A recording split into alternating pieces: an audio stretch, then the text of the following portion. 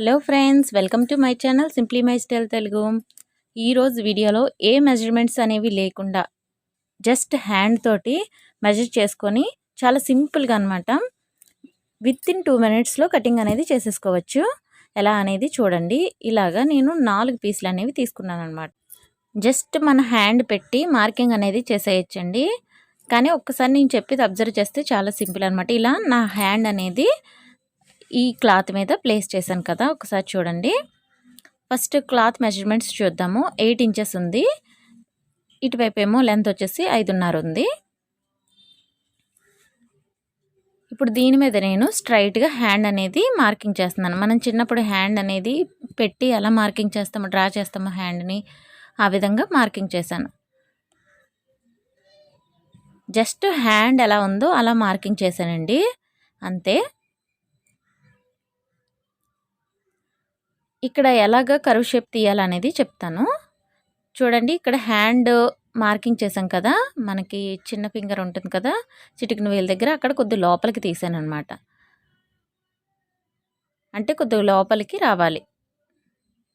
ఇలా చివరికి కాకుండా ఈ చిటికిన వేలు దగ్గర నుంచి కొద్దిగా లోపలికి కర్వ్ షేప్లో తీసాను, అంతే. చిటికిన వేలు బయటకంటే లోపలికి ఒక లైన్ డ్రా చేసి ఆ లోపలికి తీసాను, అంతే. జస్ట్ అంతేనండి, కటింగ్ అయితే అయిపోయింది. బట్ ఇక్కడ ఒక చిన్న విషయం అయితే షేర్ చేయాలి. ఇప్పుడు ఇదే విధంగా కనుక కట్ చేసుకొని సేమ్ మాస్క్ స్టిచ్ చేసుకున్నట్టు స్టిచ్ చేసుకున్నాం అనుకోండి, ఫ్రంట్ సైడ్ పార్ట్ అనేది కొద్దిగా ఎత్తుగా వస్తుంది అనమాట. అంటే ఎక్కువ ఫ్రీగా వస్తుంది. సేమ్ ఇలాగే కట్ చేసి స్టిచ్ చేసుకుంటే ఎక్కువ ఫ్రీగా రావడం వల్ల ఏంటంటే ఎక్కువ బ్రీతింగ్ ప్రాబ్లం ఉండే వాళ్ళకి, అటువంటి వాళ్ళకి ఇబ్బంది లేకుండా ఉంటుందండి. ముక్కు కతికినట్టు కాకుండా ఎక్కువ ఫ్రీగా వస్తుందన్నమాట సేమ్ ఇలాగే కట్ చేసుకుంటే, ఇలాగే స్టిచ్ చేసుకుంటే. బట్ నేనేం చేస్తున్నానంటే ఇక్కడ చూసారా, ఇలా కర్వ్ షేప్ అనేది తీసాను. ఇక్కడ కోన్లా ఉంది కదా, అక్కడికి ఒక స్ట్రైట్ లైన్ అనేది డ్రా చేసి కర్వ్ షేప్ అనేది తీసాను అనమాట.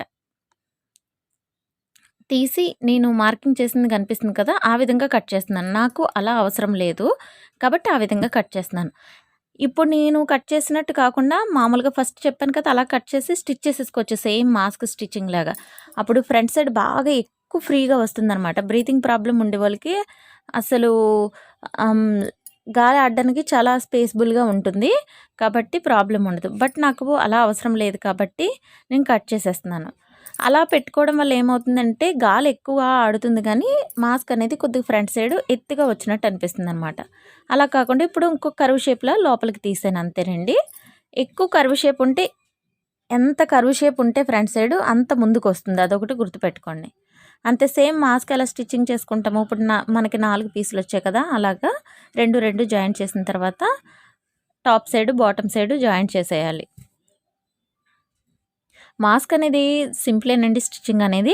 బట్ ఈ వీడియో ఇక్కడ చెప్పడానికి గల కారణం ఏంటంటే 2 రకాల కటింగ్లా చెప్పానమాట. ఎక్కువ హ్యాండ్ తోటే మార్కింగ్ చేసుకున్నాము, అలాగే ఎక్కువ కర్వ్ షేప్ వచ్చింది కదా, అది ఫ్రంట్ సైడ్ ముందుకు వచ్చినట్టు ఉంటుందన్నమాట. మెయిన్ నేను చెప్పాను కదా, శ్వాస సంబంధమైన వ్యాధులు ఎవరైనా ఉన్న వాళ్ళకి, అటువంటి వాళ్ళకి ఆ మాస్క్ పెట్టుకొని బయటకు వెళ్ళినా బ్రీతింగ్ అనేది ప్రాబ్లం లేకుండా ఉంటుందన్నమాట. నోసు కవర్ చేస్తుంది, అలాగే ఎక్కువ స్పేస్బుల్గా ఉంటుంది. బట్ నాకు అలా అవసరం లేదు కాబట్టి కట్ చేసేసాను. కర్వ్ షేప్లో తీసేసాను కదా, అలా అవసరం లేదు కాబట్టి కట్ చేసేసాను అనమాట.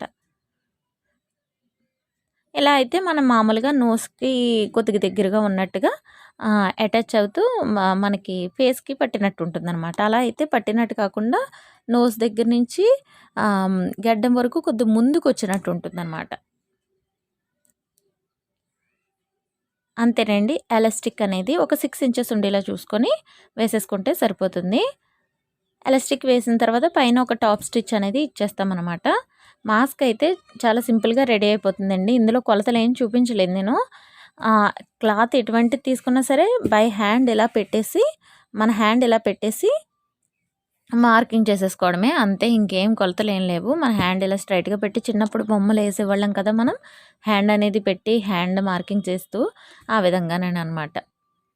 వీడియో కనుక నచ్చినట్లయితే ప్లీజ్ లైక్ చేయండి, షేర్ చేయండి, సబ్స్క్రైబ్ చేయండి. అలాగే కొత్త వాళ్ళు ఎవరైనా సరే నా ఛానల్ చూస్తున్నట్లయితే రెడ్ కలర్‌లో సబ్స్క్రైబ్ బటన్ ఉంటుందండి. అది క్లిక్ చేయడమే కాకుండా పక్కన గంట సింబల్ ఉంటుందనమాట. దాన్ని క్లిక్ చేసి ఆల్ అనే ఆప్షన్ క్లిక్ చేయడం ద్వారా నోటిఫికేషన్‌లయితే మీకు వస్తూ ఉంటాయనమాట. ఇటువంటివే కాదండి చాలా బ్లౌజ్ టిప్సు ఇంకా వేరే వేరే మా స్టిచ్చింగ్‌కి సంబంధించిన బోలెడన్ని టిప్స్ అయితే మన ఛానల్‌లో బోలెడన్ని షేర్ చేస్తున్నాను నేను.